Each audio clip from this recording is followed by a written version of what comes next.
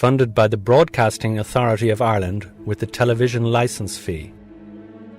When I was a teenager growing up in County Kildare in the 1980s, I loved reading spy books and fell in love with one book in particular, The Riddle of the Sands, written by the English author Erskine Childers. Voted in 2003 by readers of the Observer newspaper as one of the 100 greatest novels of all time, and considered by many to be the first spy novel, the book unashamedly promotes the British Empire worldview. Yet within less than 6 years of its publication, the book's author would ally himself with the cause of Irish freedom. So much so that by 1914 he was running guns into Howth in Ireland on his yacht for Irish volunteers, in what became known as the Howth Gunrunning. These guns were eventually used against British Crown forces in the 1916 Rising. To find out more, I recently met up with Howth Asgard historian Pat Murphy. We're standing here in Howth, only metres from where a very famous incident happened here on the 26th July 1914.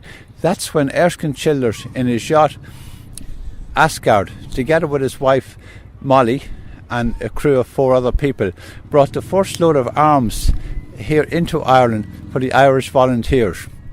They brought 900 guns and 23,000 rounds of ammunition. They were bought from Germany. And these arms and ammunition were the first ever received by the Irish volunteers, which eventually led to the 1916 Rising, which eventually led to the War of Independence, which eventually led to the treaty in 1921, and eventually to the Irish Free State. So it's a very historical moment here. And Erskine Childers is somebody that has to be regarded as one of the major influences in Irish politics throughout the years, because without that first shipment that came in here, one never knows if the 1916 Rising would ever have taken place.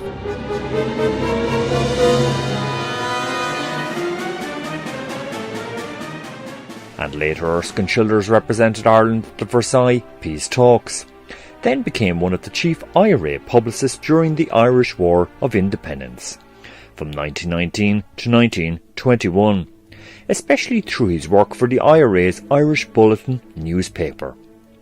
Dr. Brian Hughes, historian of modern Irish history in Maynooth University, and also author of the book Defying the IRA, Intimidation, Coercion and Communities during the Irish Revolution.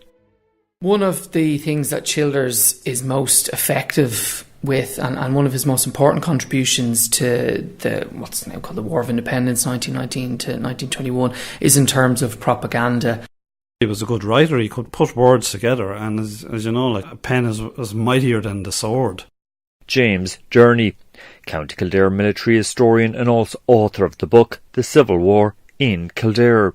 Here's Brian Hughes once again. He is someone who can write well, who can write effectively. It becomes very obvious from his contributions to the Irish Bulletin that he's someone who can write evocatively, who can send out the message that he wants to give in a very effective way. He can draw people in, he can make them feel what he wants them to feel.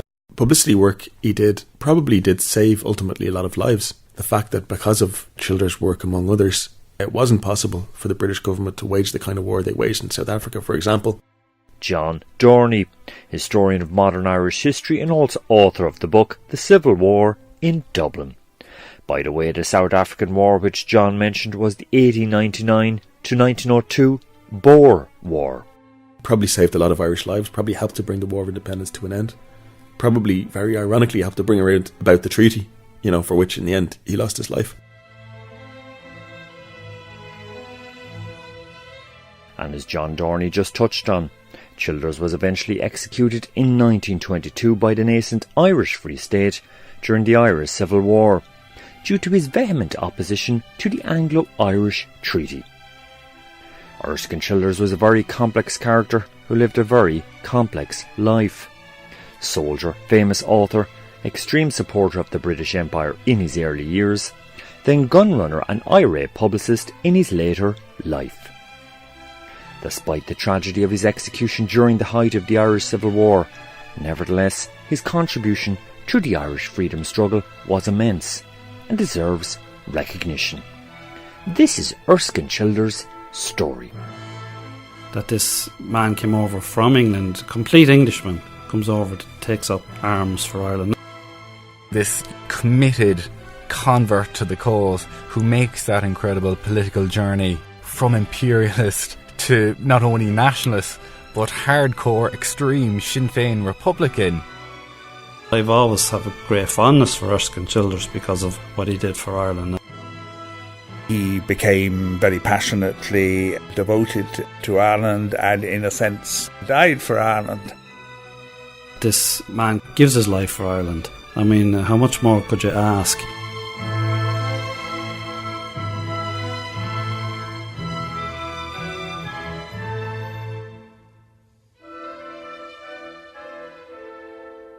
And before delving further into Erskine Childers' contribution to the Irish freedom struggle, first we need to investigate his roots. Declan Brady, Fingal historian and also doctoral candidate in Maynooth University. Erskine Childers was born in July 1870 in London. He was the second son among 5 children of Robert Childers and Anna Henrietta Barton. The Barton family were an Anglo-Irish ascendancy family with over 2,000 acres in Glendalough in County Wicklow. On his father's side, the family had been prominent in British political and clerical circles.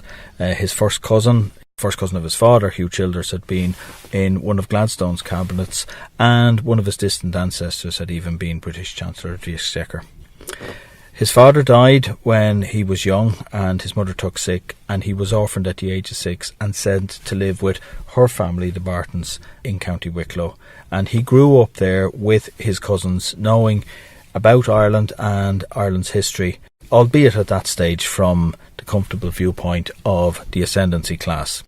Like a number of figures in Irish history, this getting this strange kind of two sides of the Irish Sea identity. Dr. Kieran Wallace, postdoctoral researcher in the Department of History, Trinity College, Dublin. The family in Wicklow would have been of standard Anglo-Irish Unionist stock. He himself then moves to live in an Irish context. He was living in sort of, wealth and comfort, but he's living in Ireland and gets to know Ireland and gets to know a certain type of social society within Ireland, social class within Ireland.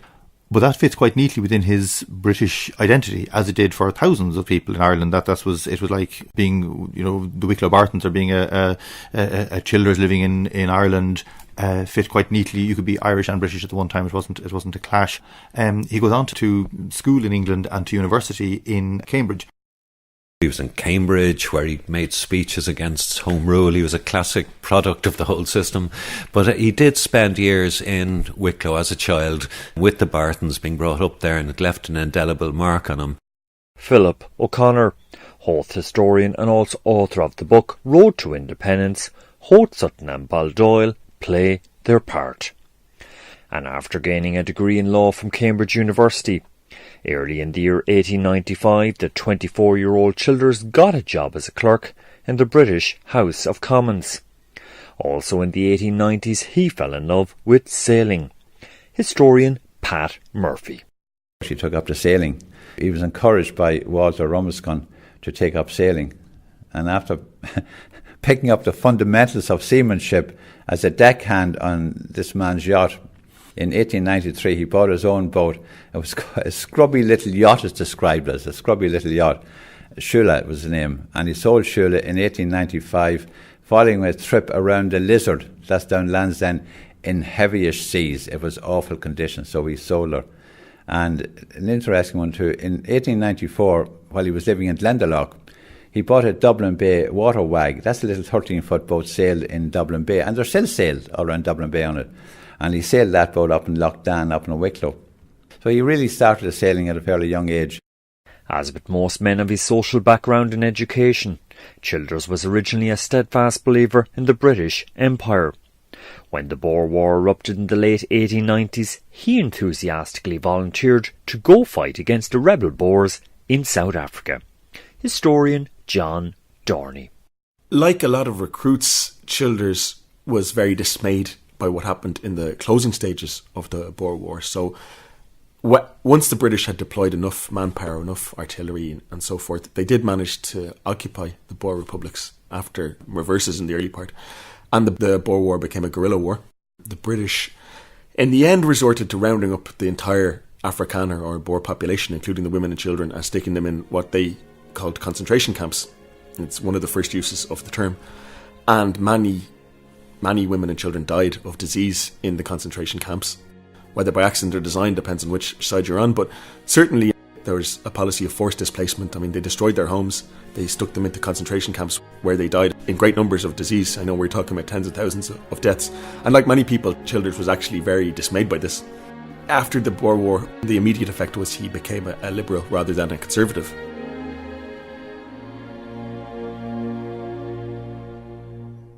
The Boer War eventually finished in the year 1902. Historian Philip O'Connor.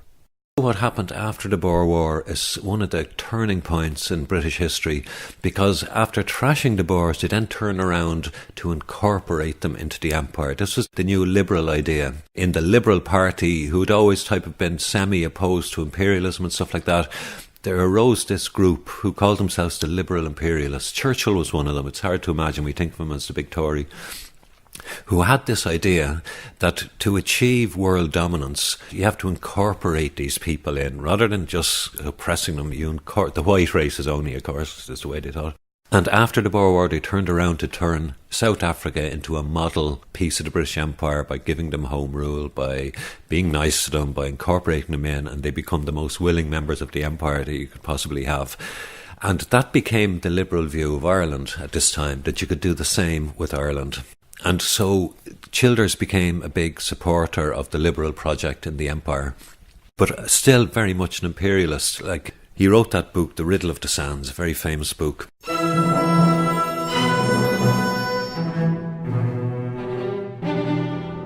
The Riddle of the Sands, it was probably one of the first spy novels of its kind. Sean Boyne, journalist, historian and also author of the book Emma Dalton, Somme Soldier, Irish General and Film Pioneer. It was quite a brilliant book. I remember reading it many years ago and being enthralled by it. And he seemed to be warning of the German naval threat to the United Kingdom, and it had a big influence afterwards, and I think it made his name. And aside from writing The Riddle of the Sands in 1903, also in that year Childers married Molly Osgood from Boston in the United States, and they settled in London. Now, among many modern historians, there's speculation that Molly's liberal influence worked to further erode Childers' imperialism. Possibly she steered him in the direction of home rule, independence, that sort of thing. I understand she came from a sort of a liberal background herself, so perhaps her influence may have tempered his previous British imperialistic attitudes. There was no single incident which was responsible for Erskine Childers' conversion from die-hard British imperialism to Irish nationalism. Instead, there was a growing conviction over the years that Ireland should be free, especially after Childers took a trip through the south of Ireland with his cousin Robert Barton in 1908. Philip O'Connor. And Robert Barton, his cousin, Robert brought Erskine on a tour. He said, let me show you Ireland, the real Ireland, not what you hear from parliamentarians in London or Redmond or all these people. I'll show you the real Ireland. And he took him down to the south of Ireland, to Munster, the heartland of Ireland, and showed him the creameries, the co-ops. And this was really the new Ireland. This was no longer this type of impoverished, destitute, destroyed people who'd been destroyed by the famine, by all of this, and were type of helpless. And what he saw in the co-ops and in the creameries, this whole movement of the ordinary people of rural Ireland, was absolute. These were people who were confident, they were on the move, they were getting their lives together, they were becoming prosperous, they were very independent-minded. And he saw these people are an independent people, and they're going to make themselves an independent people. And it was a total eureka moment for Childers, this trip with Barton around the south of Ireland. And after that, he became convinced, like he had seen of the Boers. The Boers had been smashed militarily by the British, but they were a confident and stubborn people, and they'd been incorporated into the empire, and once they were allowed rule themselves, This is the way he saw it, that this was the future also. The best thing Britain could do is forget all this stuff about putting the Irish down. He said, let these people be a free people, and if we are on their side, they will be free people in our empire. And they'll be part of it and incorporated into it. In the autumn of 1910, Childers resigned from his House of Commons job to leave himself free to join the Liberal Party, with its declared commitment to Home Rule for Ireland. Over the next 2 years he wrote several influential works which promoted the cause of Irish freedom to the British general public. However, it was the Home Rule crisis of 1912 onwards, when Ulster Unionists became more radical in their opposition to Irish Home Rule, that eventually nudged Childers from a constitutional to a more militant position. Historian Jim Rees of Arklow Maritime Museum in County Wicklow. The Unionists, particularly up in the northeast of the country, they set up the Ulster Volunteer Force to resist Home Rule at all costs. And so they signed this pledge, and before you knew where they were upwards of 200,000 prepared to fight to the death, not for Home Rule to be introduced. As a countermeasure, then the Irish Volunteers were formed very shortly after, and to make sure that Home Rule was introduced. So you had these two private armies, so things were hotting up. And of course, no army is any good unless it has arms. The Ulster Volunteer Force was shipping in arms left, right and centre.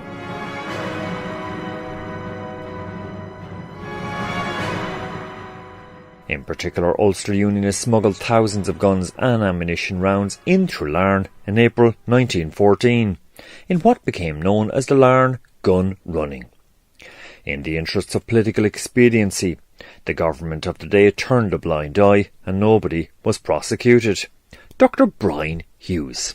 The Larne Gunrunning encourages people like Childers to respond. Essentially, there's an idea that, well, if the Ulster Unionists are going to arm, then we're going to arm too. And Childers is one of the key figures in a small group of people who gets together with the aim of importing a large quantity of guns and ammunition into Ireland to rival what the Ulster Unionists have just done. As a result, some of Childers' co-conspirators next tried to secretly buy guns for the Irish Volunteers in Germany. Philip OConnor.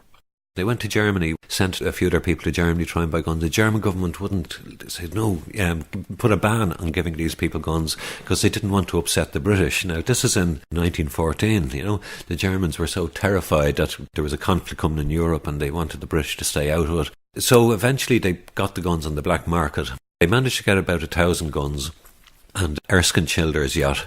Erskine had a beautiful yacht, a really beautiful yacht called the Asgard. And this was the one, the guns were bought through in the black market, and then they were shipped down on a boat down as far as off Ostend, off the Belgian coast. And from there, the guns were transferred to the Asgard, about 800 of them, and brought then in a very adventurous journey around the British coast to Howth.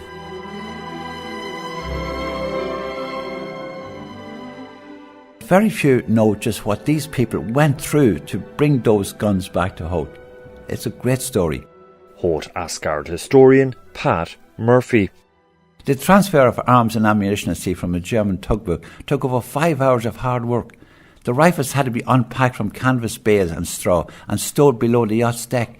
Every available space was filled, with the crew on the return journey to Howth sleeping on mattresses placed on top of the stacked rifles.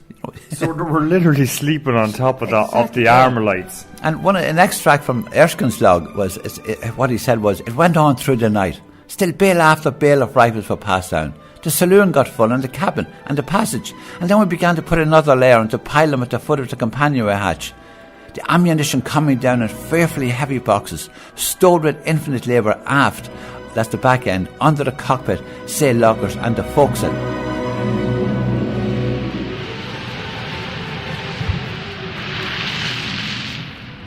There are extraordinary events. At one stage he sailed right through the British fleet where it was parked off the English coast. Philip OConnor. Here's Pat Murphy making reference to a certain diary entry of Childers' co-conspirator Mary Spring Rice, who also sailed on the gun-running Asgard.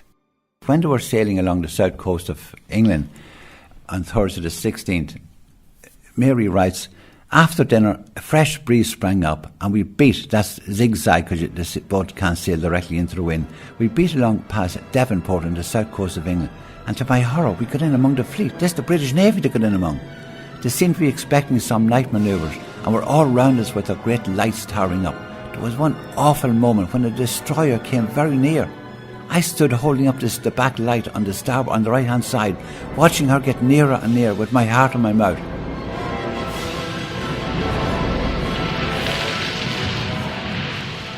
Then mercifully at the last moment she changed her course and passed us by, and we were all very much relieved.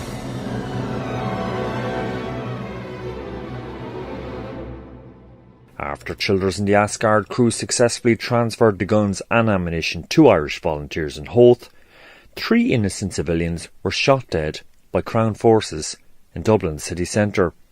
Brian Hughes. The guns are brought in, very little opposition. Later on in the day, though, we have the infamous Bachelors Walk, where civilians are fired at by the King's Scottish Borders, and that's a propaganda disaster for the British government, and again it garners huge publicity. And also, I mean, in a very practical sense, a large number of these Howth Mausers, as they're called, find their way onto the streets of Dublin during the Easter Rising, so very many of those who take part in the Easter Rising are armed with the guns brought in to Howth in 1914. The Howth gunrunning. It's an extraordinary moment. It's recognised as being the first step to the road to the Rising. You cannot discuss importation of arms in 1914 without Erskine Childers. His boat, his plan, now he was working with others, but he was the kingpin. Just a few days after the Howth gunrunning, the First World War broke out in August 1914. Once again, Childers volunteered to fight for his country, even though just a few days previously he'd been illegally running guns for the Irish Volunteers. Kieran Wallace gives his opinion for why Childers joined up. He sees Germany as a threat, British Empire as a force for good in the world, and Ireland should be separate. These 3 facts can be held in his head at the one time. These aren't necessarily conflicted. So when he pursues Irish nationalism, Irish volunteers, the Howth gun running, all that stuff leading up to 1912, 1913, 1914, when Britain is suddenly pushed to the pin of her collar and there's a war with Germany, he knows this pattern. Germany is a threat to civilization. Yes, the Irish thing is important, but there's a global existential threat to culture, to civilization, to the way Britain runs, sort of the Anglo-American, all that sort of Western view. Germany he sees as a threat. So it makes perfect sense for him to volunteer. And for the whole length of the war, he's wearing the uniform of the British Crown. Military historian James Durney. Here's John Dorney. Childers is still kind of a patriotic British man at the time. He was just fighting for king and country, and that he was defending Britain as he was seeing it. At the end of the day, he's an Englishman. He's 44 years of age when he goes. He serves from 1914 to 1917 with the Navy and with the Air Corps. And he's discharged in 1917 to work at the Irish Convention. Following the 1916 Easter Rising, the British government initiated the so-called Irish Convention in 1917 in order to try resolve the conflicting interests over Home Rule for Ireland through peaceful negotiation. Erskine Childers acted as secretary to that convention in Dublin. Philip O'Connor. He was in Dublin then in 1917 working on the Irish Convention, and he could see that the writing was on the wall. This was not where he could see the spirit that was rising in Ireland, and it was not going to be bought off with this. And Childers became totally disillusioned with the liberal idea. In fact, the war had disillusioned him of it, this glorious liberal imperial future. He saw that the war had destroyed, that was gone, that was not going to be the future. In November 1918, the First World War eventually came to an end. Shortly afterwards, in March 1919, Childers suffered a severe attack of influenza, and his doctors ordered rest for him in the country. As a result, he convalesced in Glendalough, County Wicklow, the home of his Irish cousin Robert Barton. By then, Barton had converted to Irish republicanism and joined Sinn Fein. Very soon, Childers moved his family to Dublin and also committed himself to the Irish Republican cause. By now the Irish War of Independence had begun, and the rebel Irish Republican government, led by Sinn Fein, needed all the help that it could get. John Dorney.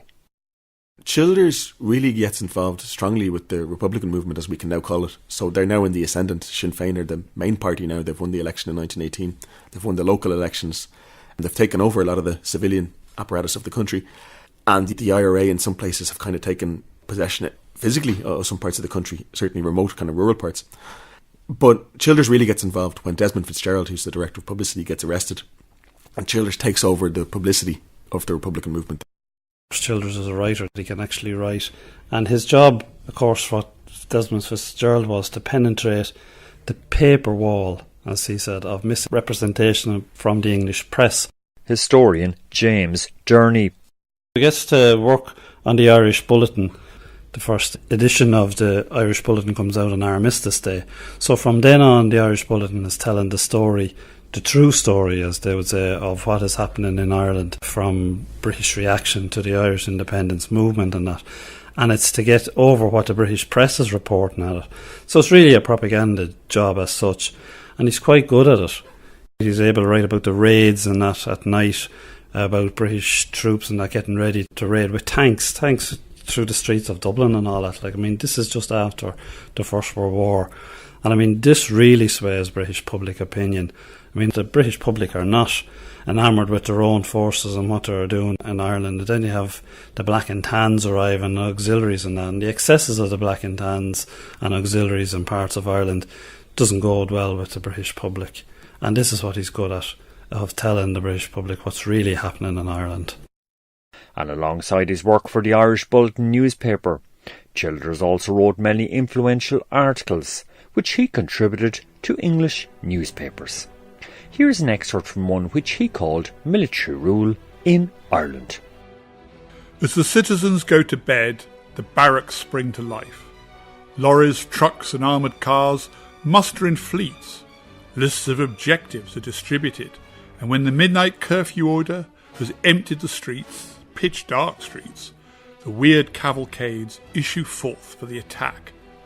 Think of raiding a private house at dead of night in a tank, whose weird rumble and roar can be heard miles away. A thunder of knocks, no time to dress, or the door will crash in, and on opening, in charge the soldiers, literally charged with fixed bayonets and in full war kit. No warrant is shown on entering, no apology on leaving, if, as in 9 cases out of 10, suspicions prove groundless and the raid is a mistake. Under Childers, the Irish Bulletin, really its scope and its effectiveness increases. They start to include far more detail. Rather than sort of lists of raids and arrests and these kind of very basic details, it starts to give more graphic accounts of certain events. They also incorporate the sympathetic press from abroad, so you have English journalists coming here. For example, from the Manchester Guardian, publications like that are publishing accounts that are sympathetic to the Irish Republic, and the Bulletin is taking those and repackaging them, repurposing them. And it's being spread out, it's being sent outside of Ireland. The Bulletin's main aim is to influence foreign opinion. It's not so much to tell people in Ireland what's going on, it's to tell people outside of Ireland what's going on. And in that sense, it does a really good job. Historian Brian Hughes. Here's Philip O'Connor. Crucially, they were convinced that their best weapon was to tell the truth.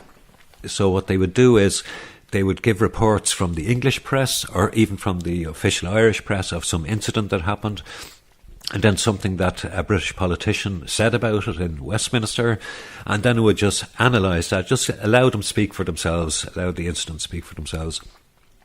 And this Irish Bulletin, which was then brought out through the entire, every day it had an issue and it had these weekly summaries, and it came out relentlessly right through the War of Independence, right up to the signing of the treaty. So for those from, I think, September 1919 it started, right up till December 1921, over 2 years of it. An incredible achievement, but of course was produced underground. They were writing it in this, wherever they were producing it would be raided by the British or something like that, but they'd get back into production the next day or whatever. But it wasn't for sale in newsagents. I mean, it was illegal, of course. You couldn't. But as well as that, that wasn't the target.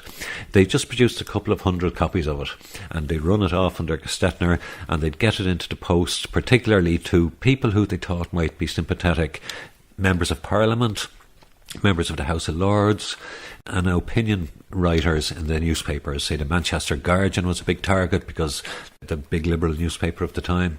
So they got it out to journalists. They had a list of several hundred people, makers of public opinion in Britain, the Labour Party, of course, the new workers' movement in Britain, to the trade union people who might be sympathetic in Britain, members of Parliament, so on, and also in America, particular people, to the bishops.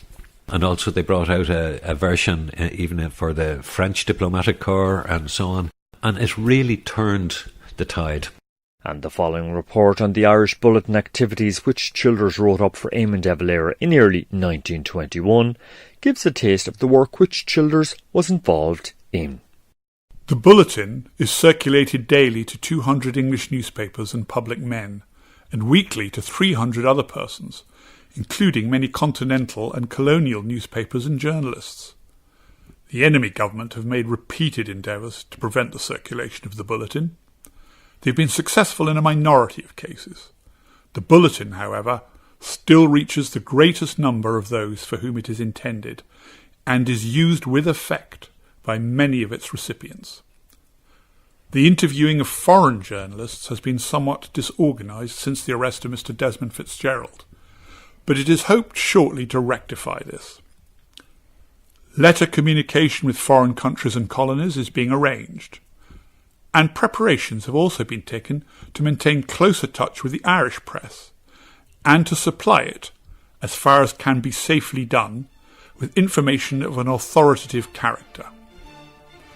This department would suggest to all members of the Dáil to arrange in their constituencies for the collection of signed statements from the victims of enemy aggression, especially in the case of murders, floggings and attacks on women.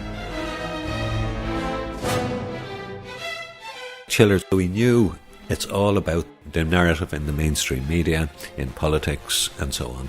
And you can change the narrative by confronting it with its own inconsistencies and its own untruths, if you like, and you can expose it.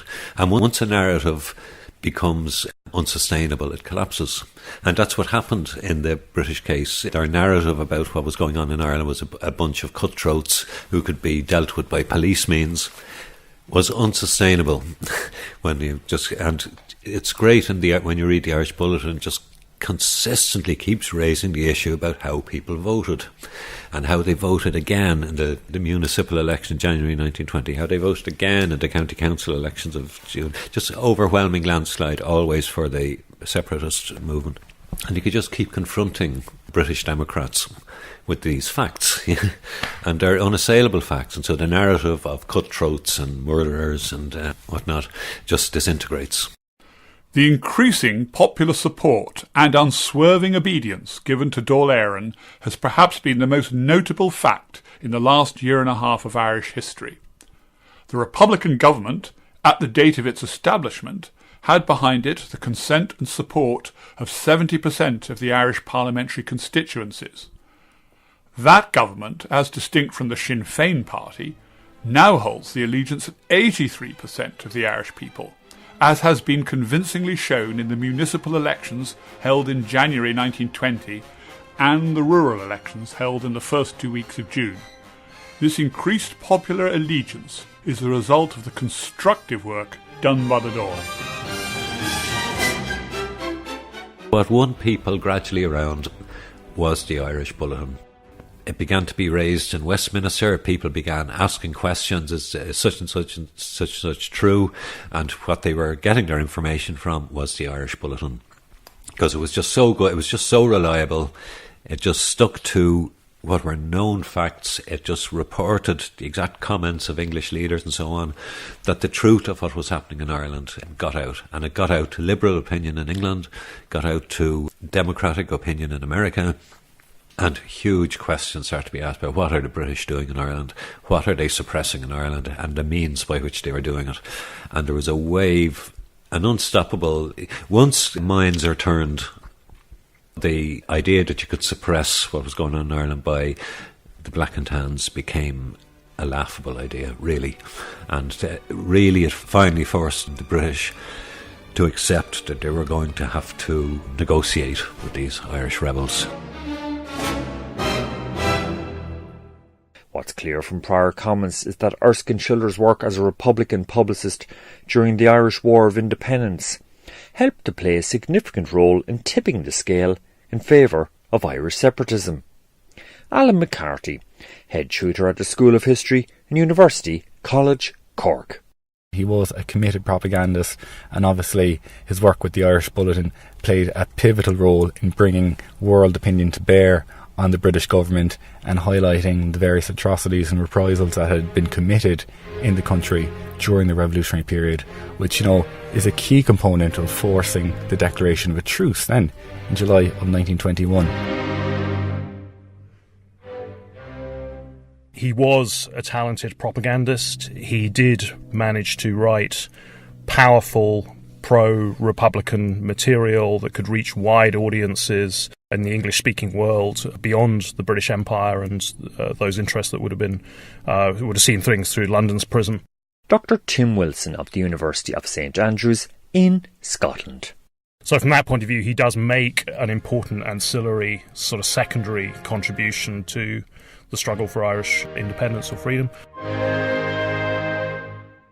I don't think it can be overstated enough that, we're talking about an empire fresh from, one of the greatest military victories the world has ever known, being forced to come to, the negotiating table and negotiate with a murder gang, people who'd been denounced as heartless thugs, essentially.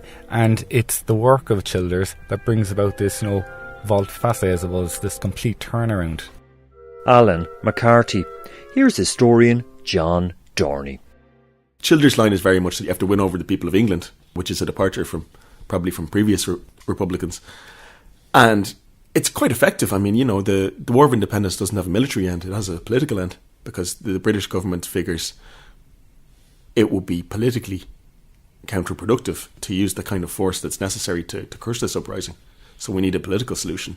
So in some ways, you could even say the propaganda effort is more important than the military effort, Because really, John, it's actually more important to win public opinion, so to speak, outside of Ireland, in Britain and elsewhere. I'd say yes. I would say yes. Because there's no chance the IRA is going to win this war. What brings the war to an end is public opinion, yeah. I think he played an outstanding role, along with people like Desmond Fitzgerald and others, in propagandising the Irish cause, especially for liberal opinion in England. Martin Manzer, historian and former public servant and politician. Here's Dr. Ian Dalton of Trinity College, Dublin. The propaganda war almost certainly was won hands down by the separatist forces. There's very little doubt about that. And people like Childers would have been very important at getting the tone and the tune right. The British were losing the propaganda war all the time. Never were they winning the propaganda war. I think the British come to see him as quite a threat. The British, they had nobody to counter Childers, and that's why he was so good. He would have been a thorn in the side of the British during that period. I think he's almost a hurricane in terms of the energy and the enthusiasm, and it is a bit cliché, but it's very much the zeal of the convert that he brings to this role. After the July 1921 truce was declared between the IRA and Britain, Childers got involved in the complex peace negotiations which followed, in particular assisting Eamon de Valera, the then leader of the Irish Republican cause. Martin Manzer. He also became close to de Valera and effectively became his political advisor. He went across with de Valera to Downing Street in July 1921. I'm not saying he was necessarily present at the meeting, but he was with him. I suspect that he probably drafted most, if not all, of de Valera's letters and replies to Lloyd George. There was a kind of ping-pong of a sort of exchange of several letters before they actually got to negotiations. Now, he was put on the negotiating team. That negotiating team being the Irish delegation led by Michael Collins and Arthur Griffith, with Childers as secretary. The job of the delegation was to try and make a peace settlement with the British.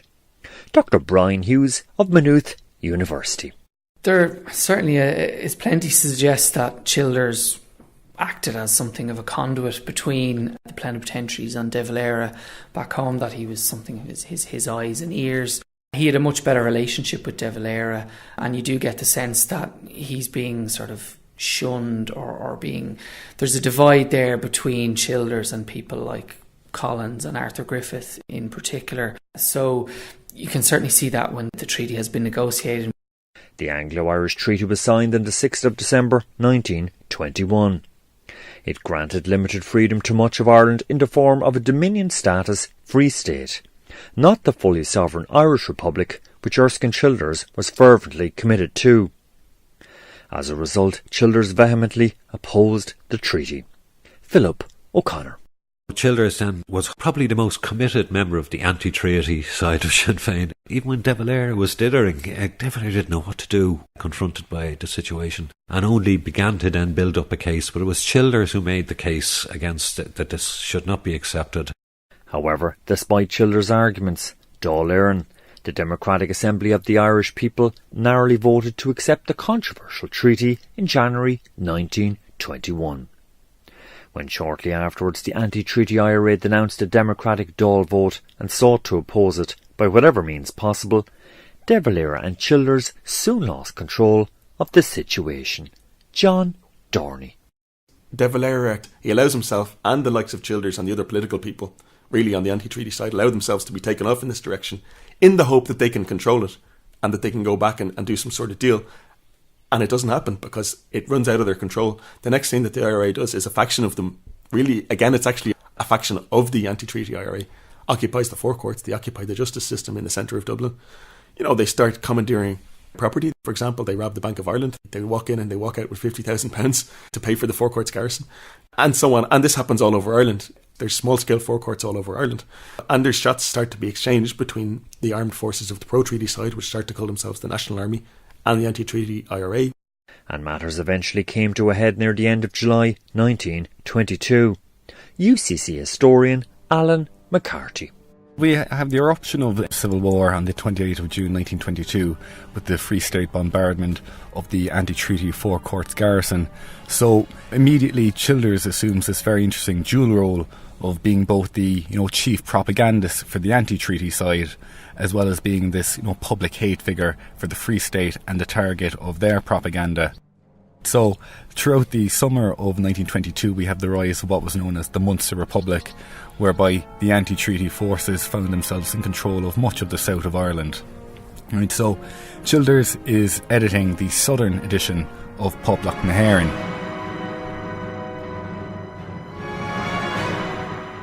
During the Civil War, he produced the broadsheets. He was producing the propaganda, if you like, for the Republican side, which tried to make a case. Philip O'Connor. But of course, the people on the Republican side knew that they hadn't a chance. They were going to be crushed. And you can, when you read the stuff Childers was producing during the Civil War, you can really nearly feel that from it. It's defiance at this stage. It just wasn't going to happen, and they knew they were going to be crushed. And so the quality of what he's writing, it lacks the edge, it lacks the brilliant, meticulous conviction that was there in the Irish Bulletin before the treaty.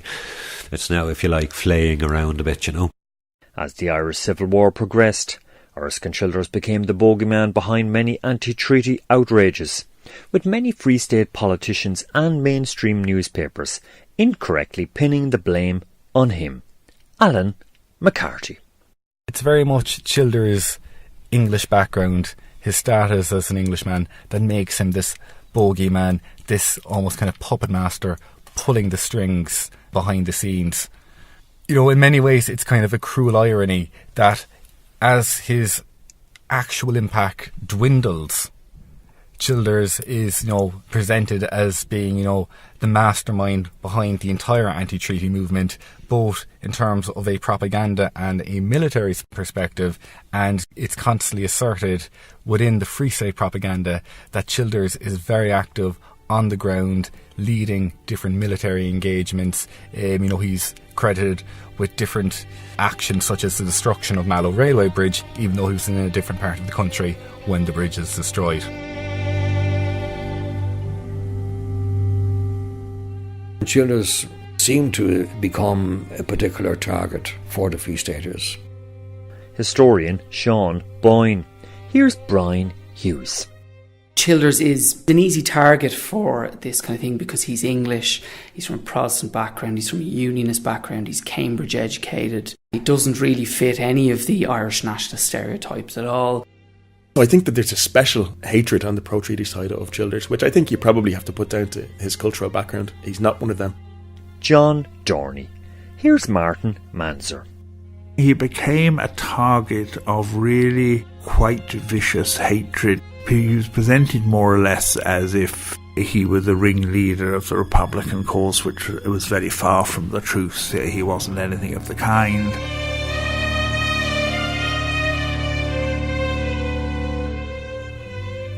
Childers is eventually arrested by the National Army, or the Free State Army, in County Wicklow in the home of his cousin. And he's found in possession of a revolver, small revolver, given to him allegedly as a keepsake by Michael Collins in one of these sort of ironies of Irish history, of the Civil War. And essentially under the Public Safety Act, that becomes a offence that is punishable by death. Certainly you could argue that they want rid of him. He's caught with a fairly harmless sort of revolver. By the letter of the law, he can be executed, but certainly it's made sure that that's what actually happens.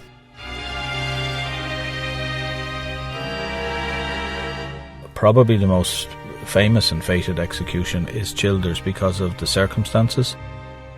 Childers was executed to set an example and just to get one of their main enemies out of the way completely.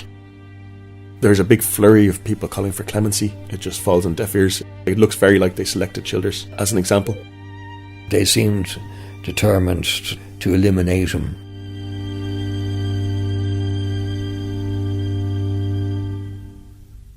Of all the people who fought on the Irish side during the Irish Revolutionary period, Erskine Childers is perhaps the most complex one. From writing one of the greatest spy novels of all time, The Riddle of the Sands, which promoted a British Empire worldview, to eventually being executed as an anti-treaty Irish Republican in Dublin in 1922, he perhaps made the longest political journey of anyone. More than anything else, Childers was an idealist and believed in a free Ireland. So what is Erskine Childers' ultimate legacy, especially to Ireland? James Durney. His legacy to Ireland is his son, of course, was President of Ireland, and here was a man whose father had been executed by the government, and he's leading this country then a couple of decades later, and he's a great man of peace and compassion, and he understands history, and there's no hatred for anyone who executed his father, took his father from his life, forever. And, he's a man that is able to rise above that and become president. He's really the epitome of his father, I think. That he would have been in the same ilk if he had survived.